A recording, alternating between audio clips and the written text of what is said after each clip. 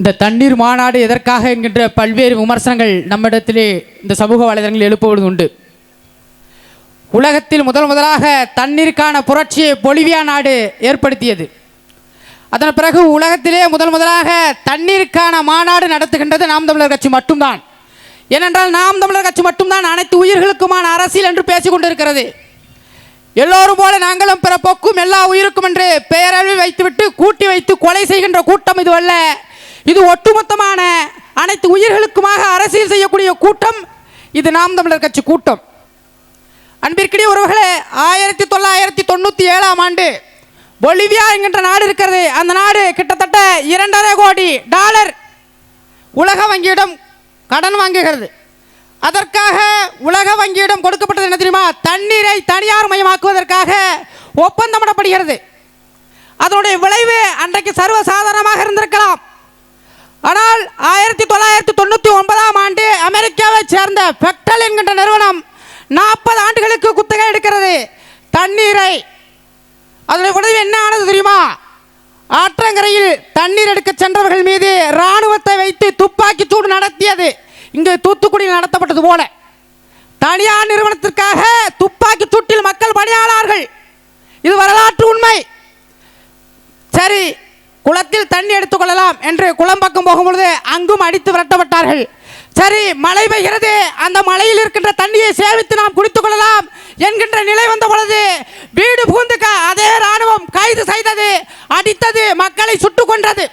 இதனுடைய தொடர்ச்சியாக 17 வயது சிறுவன் அந்த போராட்ட களத்திலே சாலையிலே நடந்து கொண்டிருந்தவன் மீது துப்பாக்கி சூடு நடத்திய பொழுது அந்த நாட்டு மக்கள் முடிவு செய்தார்கள், தண்ணீருக்கான புரட்சி நாம் முன்னெடுத்தே ஆக வேண்டும் என்று.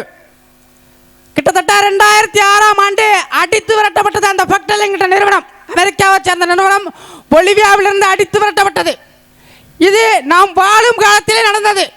நாம் நாவல் என்கின்ற கதைகள் மூலம் நடக்குதோ நடக்கலையோ புத்தகங்களை படிச்சிருப்போம். ஆனால் தண்ணீருக்கான ஒரு புரட்சி இந்த மண்ணில் நடைபெற்றிருக்கின்ற நாம் வாழும் காலத்தில் நடைபெற்றுக் கொண்டிருக்கிறது. அங்கே கிளட்டியவன் பொலிவியாவில் கிளட்டிய பைப்பை தூக்கி கொண்டு திருப்பூர் மாநகரத்தில் 2018-19 கொண்டு வந்து தனியார் மயமாக்குதல் என்கின்ற பெயரே தண்ணீருக்கான விலையை விற்பதற்காக வந்தான். இன்றும் அது இருக்கிறது.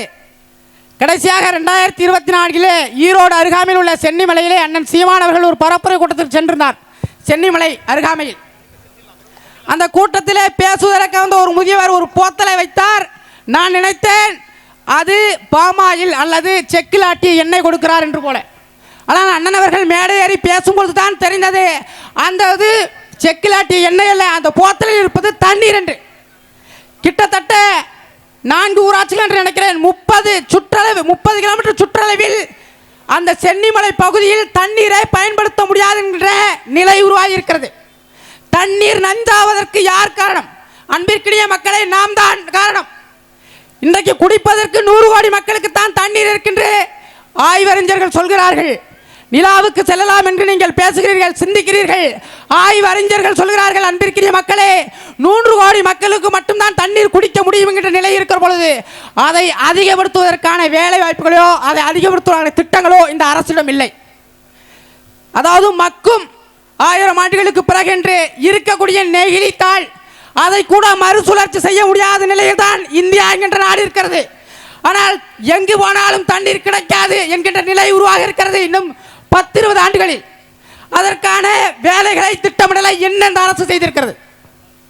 காடுகளிலிருந்து யானை வந்து விட்டது, பூனை வந்து விட்டது, புலி வந்து விட்டது, சிறுத்தைகள் ஊருக்குள்ளே நடமாடி விட்டது என்று நீங்கள் பேசுகிறீர்கள்.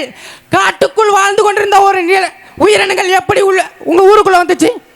யானை வந்துச்சுன்னா யானை போகக்கூடிய வழியில நீ வீட்டை கட்டிட்ட அயோக்கிய பையல, வீட்டை நீ கட்டிட்டு அது போற வழியில நீ வந்துருச்சுன்ற, உன் ஊருக்குள்ள வந்துருச்சுன்ற.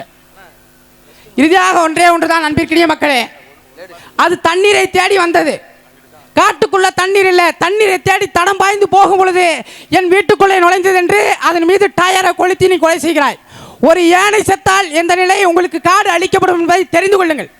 இது இன்றைக்கு மட்டுமல்ல, இன்றைக்கு காடு அளிக்கப்படுகிறது, மழை வளம் அளிக்கப்படுகிறது. காட்டிற்கும் ஆற்றிற்கும் மலைகளுக்கும் மாநாடு போடுகிறார் சீமான் பேசுகின்ற தற்கூரி கூட்டங்களுக்கு இறுதியாக சொல்கிறேன், அனைத்து உயிர்களுக்குமான அரசியல் செய்யக்கூடியது தமிழ் தேசியத்தை வழிநடத்தி கொண்ட அண்ணன் சீமான் அவர்கள் மட்டும்தான். வரலாற்று உங்களுக்கான எனக்கான அரசியலை இந்த மண்ணில் எங்கள் அண்ணன் சீமானவர்கள் செய்யவில்லை, நாம் தமிழர் கட்சி அரசியலும் செய்யவில்லை. அனைத்து உயிர்களுக்குமானது, உனக்கானதல்ல, உன் பிள்ளைகளுக்கானது செய்து கொண்டிருக்கிறது இந்த நாம் தமிழர் கட்சியின் அரசியல். அடுத்து கடலுக்கான மாநாடு போடுகிறோம், கடலை சார்ந்த பிரச்சனைகளை பேசுவோம். நீ 1000 விமர்சனங்களை அள்ளி எறி. ஆனால் உங்களின் அடுத்த தலைமுறை பிள்ளைகளுக்கான அரசியலை செய்வது இந்த நாம் தமிழர் கட்சி மட்டும்தான் என்று சொல்லி விடைபெறுகிறேன். நன்றி, வணக்கம். நாம்